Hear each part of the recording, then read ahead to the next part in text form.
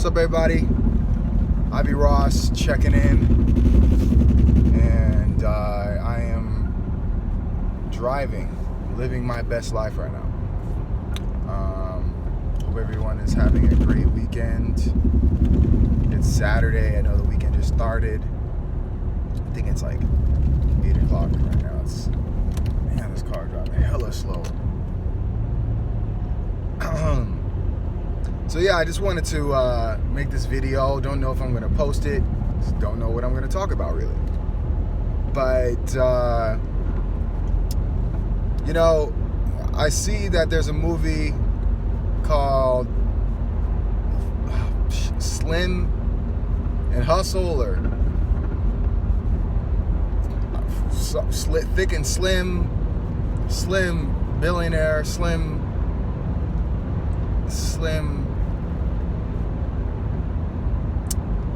and Clyde. I don't know what it is. I forgot what it is because I don't care for it. But it seems like a Bonnie and Clyde movie for black people. And it's pretty interesting because, you know, it seems like this movie is about how a cop pulled these two black Americans over, and somehow the cop gets hostile and they wind up killing the cop. And I believe that they escape, and then the whole country's after them, and the black community is supporting them. And, you know, I really, as far as the storyline goes, I mean, that sounds really cool. But I feel like it's a bad joke when you have, you know, two non-black Americans playing black Americans, you know, in Louisiana, you know, like, I mean, that is the heart of black America. I mean, that is, you know, the South is, you know, where we all started. You know, that's where we all were imported and exported from. So, you know, Daniel Kaluuya, and I believe her name is Jordie White. But I know that they're not black Americans, and they're using, you know, a black American story of, you know, getting pulled over, getting shot, because these things, they don't happen in these other countries.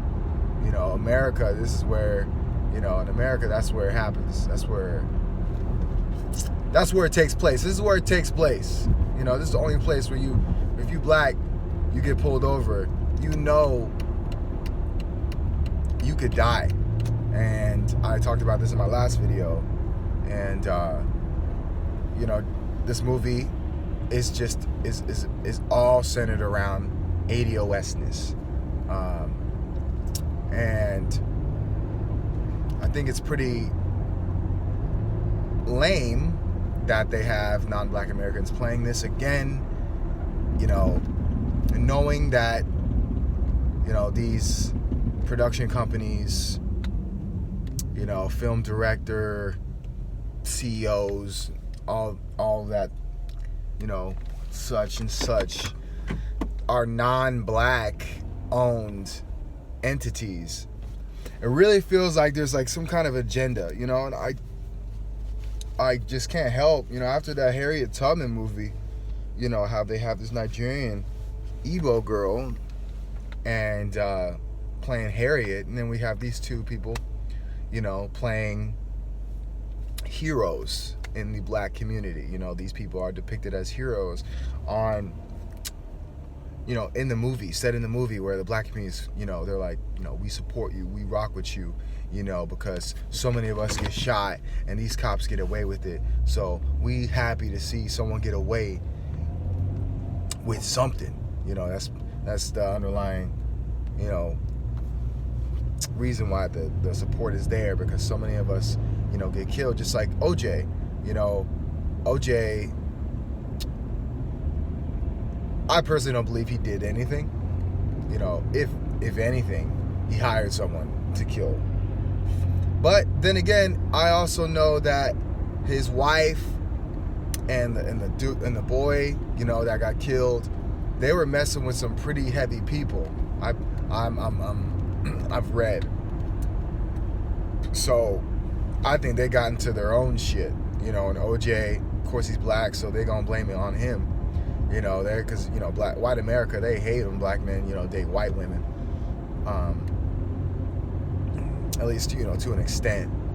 But my main point is that black people supported OJ, even though OJ didn't give a fuck about black people and never hung around black people. As soon as he got into the league, he didn't dissociate himself with black people at all. But black people still supported him to win this case, because the record of black people winning any cases is like 0 and 10. I mean, it's night and day, of the injustice that happens to us. And when we might do something wrong, we ever get a slap on the wrist. Oh shit, damn, this coast looks fire. Looking at the coast right now. Damn. Wow. It's amazing. Anyway,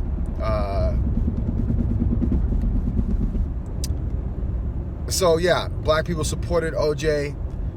Even if he did it, black people wanted to support, and fight against this system of injustice, and that was what these black people are doing in this movie. But the only issue is that, again, this movie doesn't seem sincere. It doesn't seem like, what's the message? What's really the message? When you break it down, what is the message? Okay, yeah, it seemed like a racist cop pulled him over, tried to kill him. Something got fumbled. They wound up getting him. He wound up getting got. And they escape. And everyone supports them. But when you think about why movies are produced, it's all to push a message. Whether it's political, motivational, educational, situational. It's to display a message. That's what movies, that's what media has always been for. Even if it's for entertainment, there is a message to it. And so I just can't take this movie seriously. The people that produced this movie, I believe Lena Waithe was the director of this film, or producer, I think. And when you think about a sincere message to a movie, I feel that everything has to check out. There has to be a box to check out for a movie to be taken seriously, in its entirety on that message. And it seems like everything's checked out as far as the plight of Black America, police brutality, and heroes, unsung heroes, but heroes nonetheless, being portrayed in the black community. Heroes, actually heroes in a movie. So something that black people can really support and get behind, like, oh wow, black people winning. These black people are fighting the system. A movie about fighting the system. It's about fighting the system of white supremacy. That's what it is. But they use British non-black Americans to put them in the movie. It's really weird, So normally I would have no issue with other people playing black people. I really don't. But it seems that there's some kind of message being sent across Hollywood after the Harriet Tubman movie. What was that? Was there a casting call for Daniel Kaluuya? I don't even think there was a casting call for Daniel Kaluuya. So anyway, I think it's super weird. And I've had a couple friends, be like, hey, let's go see this movie. I'm not trying to see it. I'm honestly, not trying to spend my money on anything that is a backhanded compliment to black Americans. I feel that after this Obama, the 8 years of Obama, and black people kind of waking up and being like, damn, man, what did he really do for us? He used blackness, as a launch point for change, and real change. When you think about change, all the changes that happened in America, it was because of Black Americans. It's because of Black Americans, you know, setting the standard for what America should be, because we've been the lowest caste of people, therefore we've been treated the worst.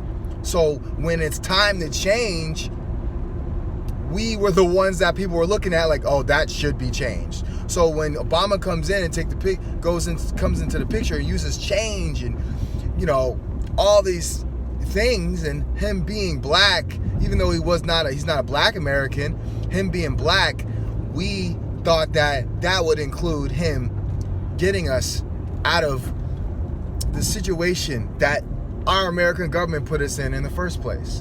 So it's almost like a bad joke that Obama was elected and didn't do anything for Black people, you know, economically, I mean, at all. So now in 2019, going 2020, Black Americans, we're like, man, fuck this. Like, we're tired of this fake woke shit.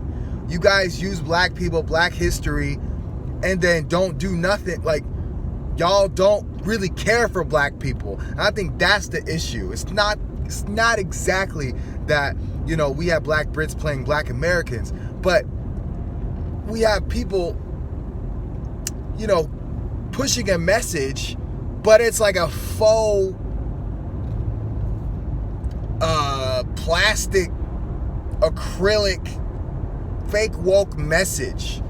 And it's almost like it's hip to be woke, you know, about blackness. But you're not really down up for Black empowerment. You're just fake as hell. So I think it's whack.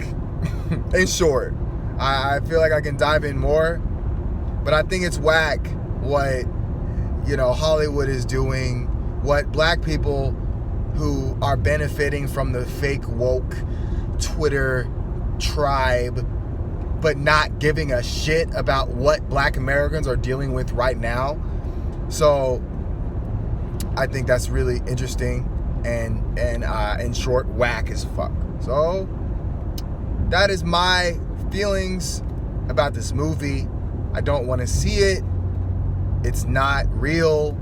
They purposely went out of their way to find people, not Black Americans, to lead the movie, but then put them around Black Americans. I mean, there's a video of Daniel Kaluuya talking about how he went to Costco to find out where the hoods are, so that he can study Black people.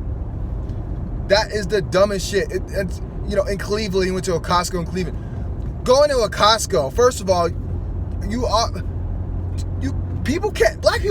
most Black people can't even afford to go to Costco. So you go into Costco to talk to people, to find out where the hoods are. It's just, I'm just flabbergasted. My words, I'm like, this is so dumb. You know, like they look at us like, oh, where are the hoods? Just to make sure that they have the best experience for being a Black American. To me, it's, you know, I feel like they just look at us like we're animals, like we're, you know, the only way we're depicted as just this ghetto, grungy, low life condition group of people. And just to kind of pull up to a Costco's and ask where the hood is just insult. It's insulting to me. So, you know, I have no issues or personal issues with Daniel Kaluuya. You know, for as far as I know, I haven't heard him talk down about Black Americans. I could be wrong. I know for sure Alicia Arevalo did, or I forget her name. I don't even remember her name. I don't care for her name. Her name shall not be spoken. So not my Harriet has talked down about Black Americans. But yeah, I think it's very interesting that this movie is being produced at this time, you know, especially this conversation about reparations is like the hottest topic. Of course, white media is putting it down and not talking about it, but it's the hottest topic right now. I mean, it's, you know, because that's what it is. We got to pop it. I tell you that every time. So it's just interesting that they're dropping these movies, you know, during these conversations. They're making another slave movie, you know, and it seems like it's like a little white girl casting spells on black people and putting them back in time to slavery. Like, why would a white girl do that shit? That don't make no damn sense. You know, it'd be a dope ass movie, a horror movie where it's a little black girl, you know, a plantation black girl, and she haunts racist white people in the 21st century. And after a certain amount of prejudice events these people have put themselves in, talking down or treating black people less than, this black girl comes and sends them back in time to be slaves to black people. That'd be some crazy shit. That'd be a good ass movie. That would be like the next level of Get Out, of making white people feel uncomfortable, making them reflect on how things could really be, how they could be the broken ones, you know? So that would be a good ass movie idea, you know? As far as horror movies, that's a horror movie.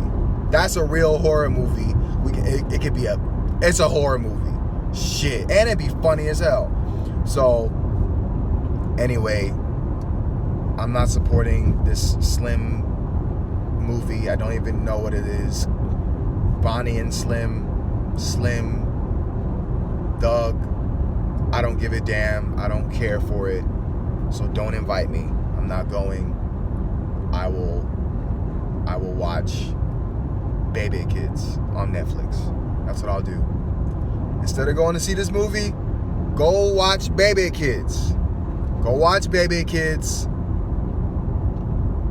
It's a classic.